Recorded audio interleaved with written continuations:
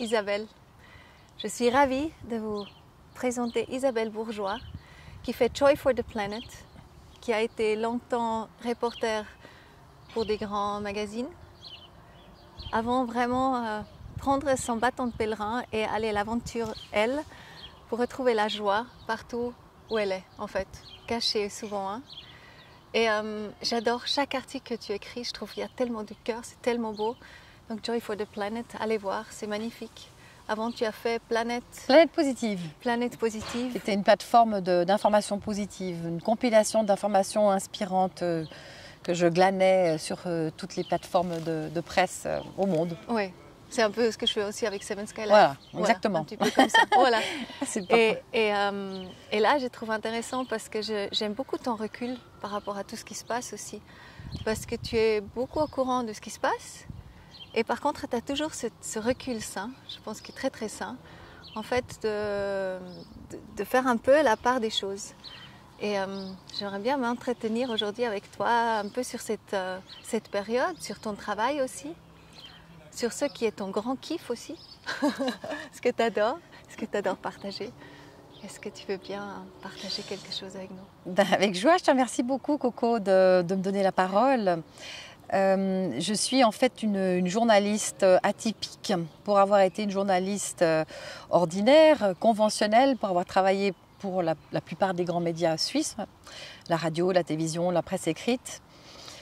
Je me suis rendu compte qu'il y avait une forme de manipulation des consciences par omission de ce qui se fait de beau et de bien sur cette planète, et que la presse conventionnelle ne rendait compte que des réalités catastrophiques, toxiques et anxiogènes. Et je me suis dit, mais pour avoir travaillé dans des pays en guerre, comme déléguée humanitaire, en Irak, en Iran, au Kosovo, je me suis rendu compte qu'il y avait tout autant de beauté que de violence, que de laideur sur cette planète.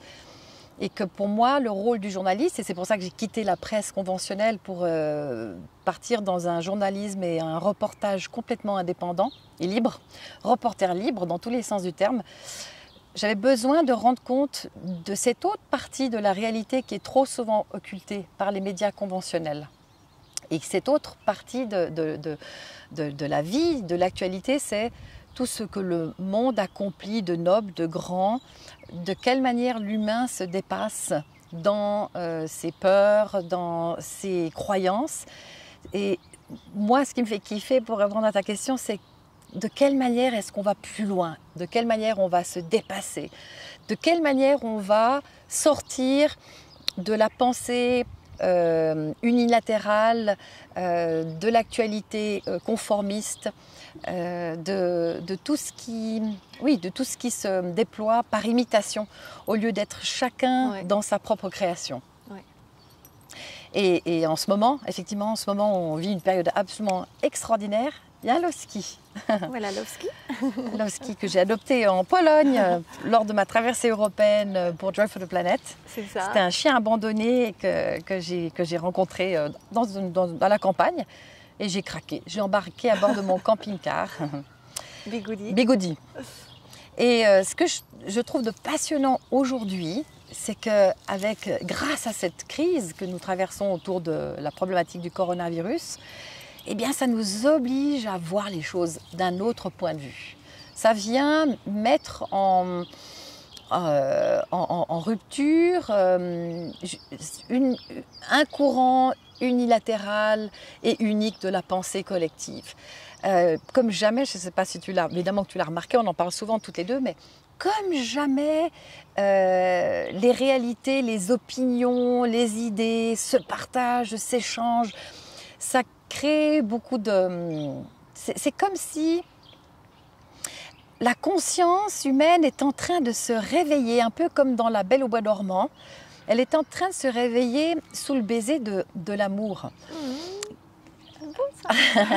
Parce qu'on s'est tous un peu endormis à travers nos cultures locales, familiales, même parfois nationales. Mais la course nos en avant croyances. Aussi. On n'a pas on a arrêté de penser à ça en fait, non? Voilà, la vie devenait quelque chose d'acquis. Tout était acquis. Ouais. On ne se remettait jamais vraiment en question. Et à travers cette entre guillemets pandémie, eh bien, tout le monde est en train de revoir ses fondamentaux. Et c'est très riche parce que ça provoque des débats sans fin, parfois un peu agressifs, mais ce n'est pas important dès lors que la pensée se renouvelle et les humains se réinventent à travers cette crise qui nous met en face de nos responsabilités et qui nous renvoie à nos choix de vie. Est-ce que jusqu'à présent, on a eu la vie pour laquelle nous sommes venus sur Terre? Ou bien est-ce qu'on a suivi un chemin par conditionnement, pour faire plaisir à la famille, pour faire plaisir à notre entourage?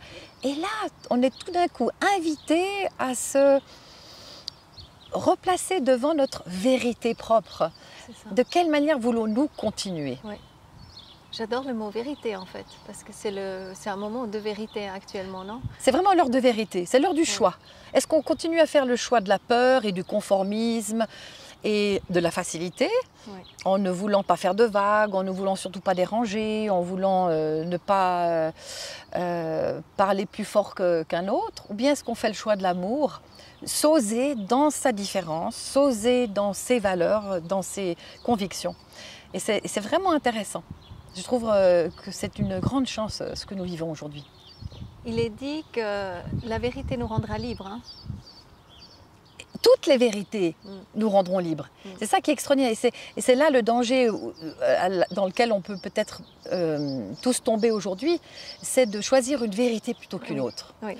Et c'est ça qui est beau en ce moment, c'est que les vérités remontent à la surface, la vérité de chacun. Il y a autant de vérités qu'il y a d'êtres humains sur la Terre. Ça remonte maintenant à la surface, comme des petites bulles de champagne qui pètent à la surface de l'eau. Et c'est cet ensemble de toutes ces vérités accumulées, additionnées les unes aux autres, qui font la grande vérité. Ah, c'est beau ça. Mais il n'y a pas... Sinon, on tombe de nouveau dans le totalitarisme, dans la dictature de la pensée unique. Et c'est là le piège dans lequel on ne doit pas tomber aujourd'hui, c'est de vouloir imposer sa vérité aux autres. Par contre, être ouvert à ce foisonnement, à cette prolifération de regards, de visions, et l'accueillir et l'accepter, sans vouloir changer les autres, mais au moins savourer ce bouquet de fleurs dont nous sommes tous constitués, ou que nous constituons tous plutôt. Tu prônes aussi beaucoup la simplicité, j'aime beaucoup ce côté-là aussi chez toi. Donc la simplicité, quand tu étais faire ton tour du monde, là avec Bigoudi, tu as rencontré beaucoup d'êtres qui sont tout simples et qui en fait impressionnent par leurs actes du quotidien, mais ils ne sont pas du tout dans les journaux. En fait, c'est toi qui as commencé à les amener vraiment dans le grand feu de mire, on dit ça. Donc parle-nous un petit peu de ces gens qui sont là en train de faire des actes bienveillants tous les jours. Alors effectivement, mon idée à travers Joy for the Planet, c'était de partir bénévolement à travers toute l'Europe pour proposer une série de reportages, de vidéos, de documentaires et de dessins qui mettent à l'honneur des gens ordinaires, extraordinaires. C'est-à-dire des gens qui sont des porteurs de lumière, qui sont des sources d'inspiration pour leur collectivité locale, pour leur environnement, qui sont différents, qui osent penser différemment, qui osent être sans réserve, sans contrainte, sans a priori. Et ces gens-là, ils sont pour moi des vivants. Et c'est ce qui est très intéressant parce que ça nous renvoie à ce qui se passe aujourd'hui, encore une fois, à travers cette crise, c'est qu'elle nous réveille, elle nous rend vivants, elle stimule des choses qu'on ne connaissait pas avant. Hein. Ouais. Et ça nous, comment dire, ça suscite de la curiosité. Et j'ai été à la rencontre des gens qui sont des gens curieux et qui ne se sclérosent pas avec des idées qu'on leur a apprises de génération en génération, de père en fils, et des gens qui n'ont jamais validé ou qui n'ont pas fait de saisie sur une réalité plutôt qu'une autre et qui sont vraiment dans la simplicité du moment présent, de cette vie qui circule et qui se renouvelle chaque jour sans qu'on veuille pour se rassurer, la garder ou la fixer ou la mettre en cage. C'est des esprits libres et vivants, parce que tout le temps prêts à se remettre en question, à revoir leur point de vue, à changer de perspective. Et c'est ça, encore une fois, la magie, entre guillemets, de ce coronavirus, c'est qu'il nous invite à sortir de nos cages et à s'envoler, quoi, et à voir les choses avec plus de hauteur, et à voir les choses et l'histoire du monde et l'évolution des consciences dans une perspective globale. Sortir notre nez du guidon, métro, boulot, enfants, famille, aller voir qu'est-ce qui se joue derrière nos réalités politiques, économiques, sociales, quels sont les grands mouvements qui font avancer la vie. Et donc j'ai rencontré 56 de ces joyeux, je les ai appelés les nominés de la joie, pour être des êtres inspirants, éminemment créatifs, des êtres courageux, même aussi parfois des personnes en grande souffrance qui traversent des maladies mortelles et qui, malgré leur maladie, comme c'était le cas de Niki que j'ai rencontré aux Pays-Bas, eh bien, sont prêts à accepter la mort et vivent cette fin de vie sereinement, sachant que, oui, elles vont mourir, mais pour elles, mourir, ce n'est pas sombrer dans le néant et quitter un monde connu, c'est simplement changer de point de vue. C'est changer de pointage de la conscience sur cette réalité-là vers d'autres réalités. Là, c'est très beau. C'est la curiosité. Quand tu as présenté Niki, tu as présenté sa vie, qu'elle avait justement le cancer, et tu l'as accompagnée tout le long et tu as toujours partagé sur Niki jusqu'au bout. Et c'est extrêmement touchant. Et je pense que tu as fait beaucoup dans sa vie vraiment vers la fin, que c'est tellement beau de pouvoir accompagner une personne comme ça et de continuer à partager ce que tu as partagé. Donc je recommande vraiment aller voir sur Joy for the Planet pour aller voir l'histoire de Niki. Ça va? J'ai rien fait d'autre que ce que tu fais toi-même. J'ai tendu le micro à des gens qui apportent de l'amour, pas uniquement par sa définition sentimentale, telle qu'on le véhicule, on la véhicule, mais en étant dans l'acceptation de ce qui survient sans jugement. Oui, c'est ça. Et justement, elle a tellement souffert d'être prise toute sa vie dans un carcan de conditionnement et de croyances qu'elle s'est dit, la seule chose que je vais pouvoir vraiment contrôler, qui sera mon œuvre et ma création, ça va être ma mort. Wow. Et mon enterrement. Et elle a fait un enterrement où on était tous habillés en couleur. Elle a peint son sarcophage, elle a fait peindre son son cercueil avec des papillons de couleur, c'était extraordinaire. On a bu cet apéritif à côté de ce cercueil. C'était de la joie pure.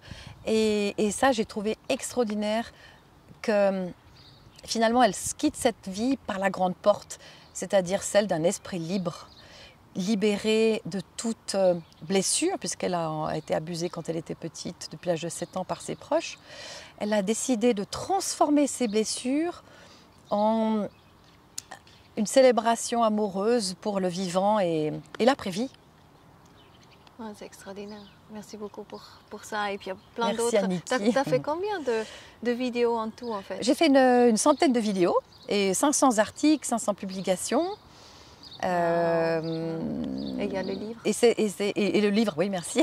Le livre qui vient de sortir, qui s'appelle La Route de la Joie, aux éditions Ambre, qui rend hommage à tous ces humains qui pensent et vivent autrement. Et pour moi, c'est ça la magie de l'existence. Et c'est pour ça que je vis cette joie en permanence. C'est parce que je ne m'attache à plus rien. Je n'essaie plus rien d'attraper pour me rassurer. Mais c'est humain de vouloir se rassurer, parce que c'est dans nos gènes, ça remonte à nos comportements anciens, archaïques, où on a été pendant des milliers d'années dans de la survie. Donc on a besoin de se rassurer en fixant la pensée et la conscience, en la mettant dans des cases, dans des boîtes. Et grâce à ce corona, une fois de plus, tous nos repères explosent, nos boîtes s'ouvrent et on est invité à revoir les choses sous un autre angle. Et ça, c'est fantastique. Pour moi, ce qui se passe aujourd'hui, c'est, comment dire, un soubresaut prodigieux de la conscience qui est presque dans un processus printanier. On est en pleine floraison. Comme la nature. Ouais, comme la nature en ce moment. C'est vrai. On est en Et pleine la floraison floraison. vers Un renouveau, vers des nouvelles priorités, des nouvelles valeurs, beaucoup plus en lien et en respect de la création, beaucoup plus proche de la nature, de l'environnement. On revient à des comportements plus simples, plus terre à terre, où on va aussi consommer local, on va aller acheter maintenant nos produits chez le fermier d'à côté. Il y a un retour au bon sens, Oui. à la simplicité, aux vraies valeurs, qui est vraiment très réjouissant. On est en train de changer de paradigme. On sort d'un monde confiné, d'une énergie confinée. On était confinés par le passé, hein, dans notre manière de penser. Oui, c'est vrai. Encore une fois, par pays, par culture, que ce soit... voilà, il y a des contextes dogmatiques qui ont pu enfermer les humains dans des croyances. Et aujourd'hui, tout ça explose. Donc on peut dire qu'on est à la fin du confinement. On est à la fin du confinement de la conscience. Exactement. C'est ça. Ouais. Et on est déjà, on est en train de sortir de nos murs dans lesquels nous nous étions enfermés. Et j'aimerais vraiment partager avec toi trois films que j'invite tes auditeurs et ta communauté à regarder, qui parlent bien de ça. C'est évidemment The Truman Show. Qui on parle... se rendait encore pas trop compte, hein, parce que c'est vraiment comme ça. On est vraiment en plein Truman Show. Ah oui, absolument. Voilà. Et dès que tu as compris qu'on était jusque-là dans une grande mise en scène de l'existence, et qu'on était dans un grand jeu vidéo dont on n'était pas forcément conscient, qu'on était un peu les pions et les... Oui, c'est ça, on le vivait inconsciemment. On le vivait inconsciemment. Alors maintenant, au moins, on l'est toujours dans ce scénario, mais on devient acteur. Voilà, exactement. Donc, The Truman Show. Et puis, également, Jonathan Livingston, le goéland, qui ose sortir, ce goéland qui ose voler plus haut que les autres et que sa fratrie pour voir le monde avec du recul. Magnifique. De Richard Bach. Et puis, Flatland. Alors ça, ça, je vous invite à le regarder. C'est un petit film d'animation pour les enfants, mais aussi pour les grands, qui nous invite à sortir de la dictature de la pensée, du totalitarisme. Et le totalitarisme peut se traduire de manière très subtile, hein, même maintenant. Hein. Si on ne respecte pas ces règles de sécurité de 2 mètres, alors bon, bien sûr que c'est au nom de la santé publique, il faut respecter. J'espère pas qu'on vient m'arrêter parce qu'on est plus proche. C'est normal qu'on doive respecter ces règles, c'est normal. Mais il ne faut pas que du coup, ceux qui s'oublient dans le respect de ces consignes soient traités comme des criminels. Voilà, c'est ça que je veux dire. C'est que bien sûr, jouons le jeu bien sûr de nos autorités, c'est normal, mais si tout d'un coup il y a des écarts ou des cas spécifiques qu'on doit traiter de manière plus généreuse et plus ouverte, bah, qu'on laisse cette expression-là se faire aussi, se vivre aussi. Et voilà, ce qui n'est pas forcément le cas, il y a beaucoup de délation en ce moment. Et c'est vrai que c'est un moment où les extrêmes sont exacerbés. Hein. Les peurs remontent et du coup les comportements sont beaucoup plus, plus radicaux. Alors, encore une fois, ne pas tomber dans le piège de la réaction, de jugement et de la condamnation, mais observer, à partir d'un espace de neutralité, tout ce qui se joue aujourd'hui, d'agréable ou de désagréable. Ça, c'est pour moi très important aussi de garder tout le temps cette posture de l'unité. Et l'unité, ça ne veut pas dire la résignation, l'indifférence, se taire quand il y a des dérapages. Il faut, au contraire, je pense, oser prendre position, oser partager des opinions divergentes. Et aussi bénir. Bénir, bien sûr, mais sans de nouveau rejeter l'autre, mais C'est ça, je pense que c'est très important. Ne pas rejeter l'autre. Voilà, parce qu'autrement on rentre dans la séparation. C'est ça, voilà, exactement. Voilà. Et peut-être pour le mot de la fin, déjà, parle-nous de la joie. Alors, la joie. Qu'est-ce que c'est la joie pour toi? Comment tu l'as expérimentée et qu'est-ce que tu penses avec notre humanité? Où on va? Eh bien, pour moi, la joie, c'est justement d'être dans la non-saisie permanente de ce qui survient dans notre existence. C'est-à-dire de surfer avec sur ces tsunamis qui nous heurtent. Ça peut être la mort d'un proche, ça peut être une maladie, ça peut être une faillite. C'est-à-dire de tout accueillir en se disant mais c'est peut-être pour moi une opportunité de grandir, de me rendre meilleure, d'être encore plus tolérante. C'est beau. C'est ça la joie. À partir du moment où on accepte tout sans condition, mais ça ne veut pas dire de nouveau se résigner et puis se laisser enchaîner et guider du bout de notre nez par d'autres formes d'enjeux sur la Terre. Dès qu'on accepte tout ce qui survient avec gratitude, en ayant cette croyance et cette conviction profonde que toute la vie n'est que bienveillance, tout devient joie. Tout est OK, quoi. Même les moments les plus douloureux, on se dit OK, ça fait mal, mais au moins c'est peut-être pour enlever en moi quelques scories, quelques fausses croyances, quelques attachements qui sont devenus obsolètes à mon existence, pour me ramener toujours à l'essentiel.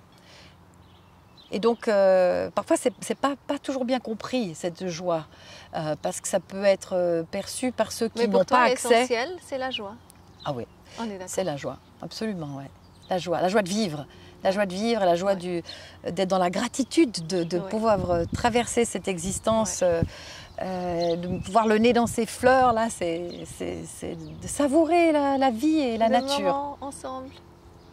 Ouais, merci Coco. Merci beaucoup à toi Isabelle. Merci pour ce que tu fais. Et toi-même, tu es une de ces femmes qui osent la différence, mais toujours avec cet état d'amour et de bienveillance qui est le tien, sans jamais vouloir faire la leçon, sans jamais vouloir imposer tes convictions sur qui que ce soit, mais en même temps dans le service voilà, c'est ça. de la vie. On fait avancer les choses comme on peut, chacun comme on peut. Merci. Merci Isabelle. Merci. Avec joie.